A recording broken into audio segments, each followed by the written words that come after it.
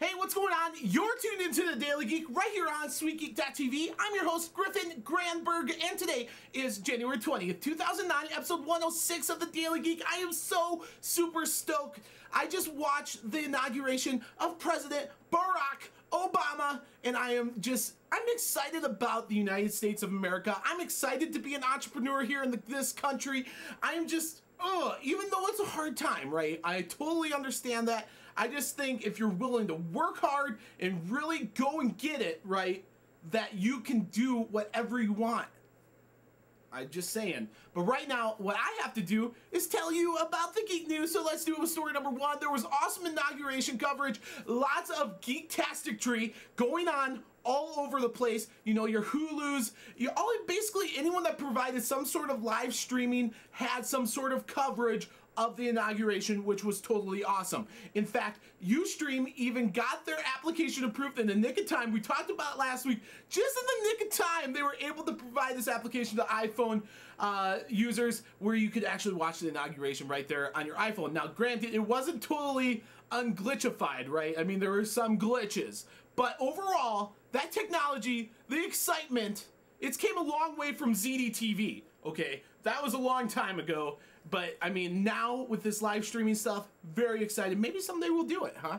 I don't know if you can handle it. I don't know if I can handle it. Another geek-tastic fact, whitehouse.gov switching over at noon for the smell fresh, the look of fresh, the new awesome whitehouse.gov. It's definitely worth a few minutes of your time to go check out who had the best streaming. Lots of people are saying that CNN had the best technology mixture with the Facebook Connect where you could talk with all your friends and all that stuff while you were actually watching it streamed live right there online. So at least that's what people are saying thus far. If something changes, of course, I'm going to let you know about story number two. Cisco is moving up or moving into a new industry, the server computer industry, which is pretty crazy. It's kind of logical in the sense that they provide routers and a lot of different server infrastructure, right, for just the overall networking. Well, now they're moving into server and computers. This means that they're going to be in competition with some of their old partners like HP and IBM. So it's going to be an interesting play to see how they make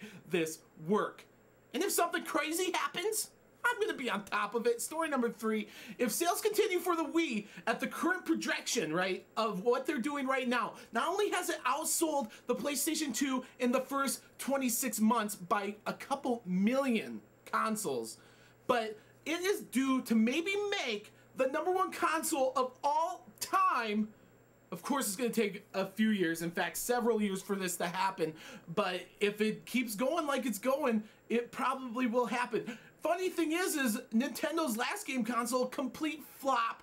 The Wii, totally slaughtering it. The PlayStation 2, huge and big, #1 console of all time right now, but then the PlayStation 3 getting slaughtered. Very interesting to see that go down. Story number four, Research in Motion is saying that in March they're going to launch their app store, which is going to be called the Blackberry Application Storefront. Not super sexy, but, you know, it's livable title. Right now they're accepting, you know, the applications and getting the store actually filled with the different Blackberry applications, so that's super cool. Microsoft also saying that they might unveil their app store as soon as next month, which is going to be called SkyMarket, or at least that's what the rumors are saying that Microsoft is set to call it. What's really weird is that for some reason these companies that have been doing these operating systems for cell phones never really thought to do an app store until Apple did it.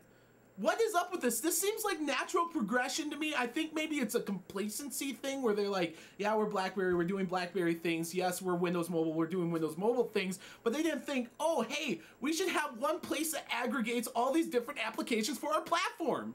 It's very awkward to see, but it's cool that it's finally actually happening. In story number five, the last story of the day, LG has moved up to the #3 largest manufacturer of handsets for the cell phone market, passing up Motorola and Sony Ericsson, which is a huge feat because that means they sold in 2008 over 100 million handsets. That's huge, that's big, but what's even bigger?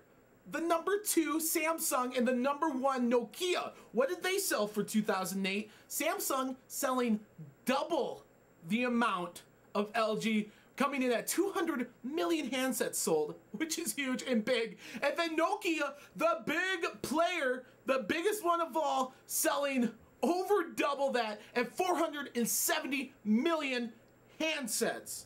That is huge. That is big. That is, I don't even know what else to say. It is just freaking huge. And there you have it. That is the Geek News for January 20th, 2009, episode 106 of The Daily Geek. I'm your host, Griffin Granberg, and before we go, let's do the question of the day. The question for today is, did you watch the inauguration of President Barack Obama for the United States of America? Did you watch that? I know I have visitors from outside the country, so did you watch it? Did you care? Not really, kind of, what? I want to hear, though, where everyone watched the inauguration. Did you watch it online? Did you watch it on TV? I will comment back to every single comment left, and there you have it. I hope you have a fantastic Tuesday. I'm going to try to do the same, and I'll catch you right back here tomorrow.